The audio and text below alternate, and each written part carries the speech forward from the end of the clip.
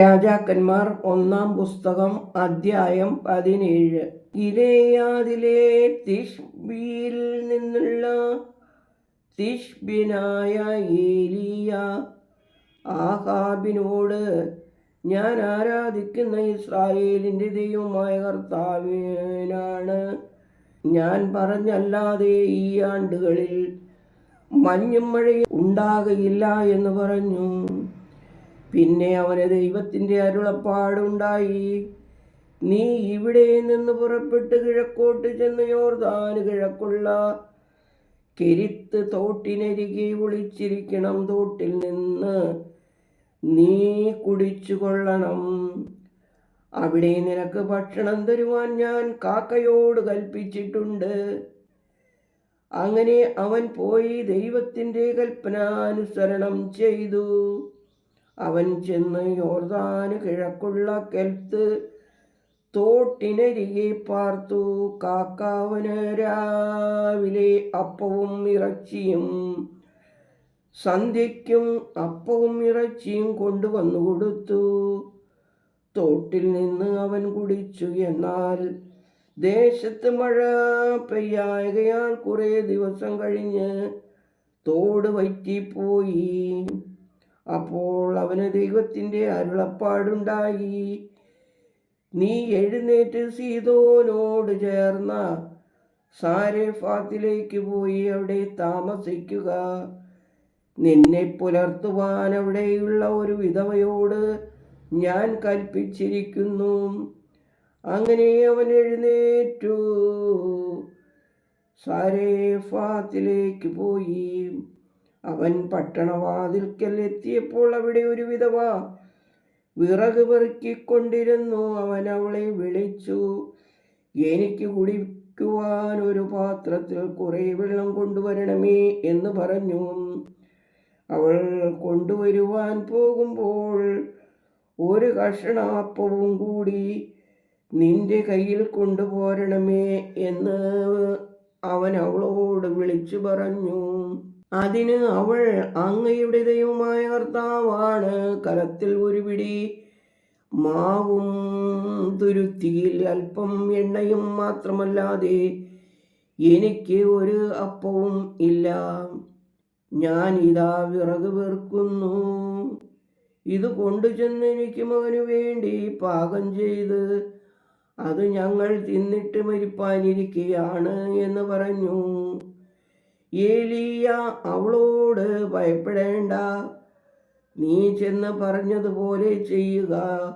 എന്നാൽ ആദ്യം എനിക്ക് ചെറിയ ഒരു അട ഉണ്ടാക്കി കൊണ്ടുവരണം. പിന്നെ നിനക്കും നിന്റെ മകനും വേണ്ടി ഉണ്ടാക്കുക.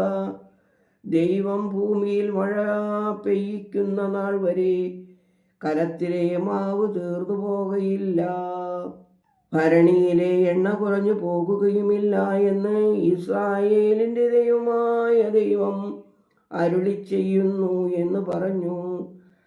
അവൾ ചെന്ന് ഏലീയ പറഞ്ഞതുപോലെ ചെയ്തു. അങ്ങനെ അവളും അവനും അവളുടെ വീട്ടുകാരും ഏറിയ കാലം ആഹാരം കഴിച്ചു.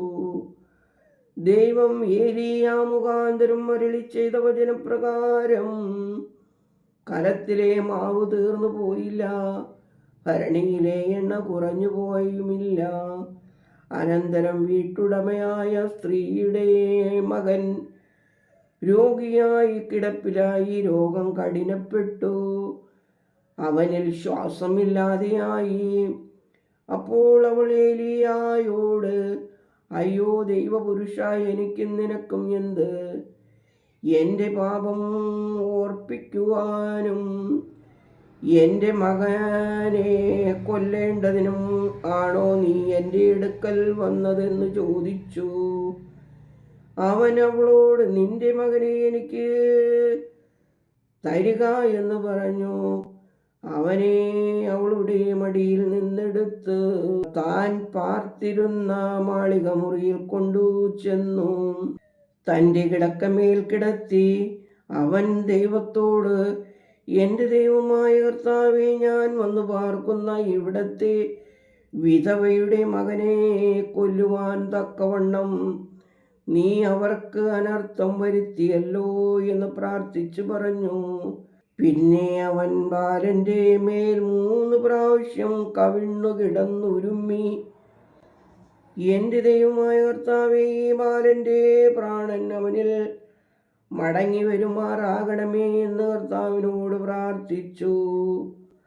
കർത്താവ് ഏലിയായുടെ പ്രാർത്ഥന കേട്ടു ബാലന്റെ പ്രാണൻ അവനിൽ മടങ്ങി വന്നു, അവൻ ജീവിച്ചു. ഏലിയ ബാലനെ എടുത്തു മാളികയിൽ നിന്ന് താഴെ കൊണ്ടുചെന്നു അവൻ്റെ അമ്മയ്ക്ക് കൊടുത്തു. ഇതാ നിന്റെ മകൻ ജീവിച്ചിരിക്കുന്നു എന്ന് ഏലിയ പറഞ്ഞു. സ്ത്രീ ഏലിയായോട്, അങ്ങ് ദൈവപുരുഷൻ എന്നും അങ്ങയുടെ നാവിന്മേൽ സത്യമായും കർത്താവിൻ്റെ വചനമുണ്ടെന്നും ഞാൻ ഇതിനാൽ അറിയുന്നു എന്ന് പറഞ്ഞു. ദൈവമേ, സ്തുതി നിനക്ക് യോഗ്യമാകുന്നു. പാർക്കുമോ.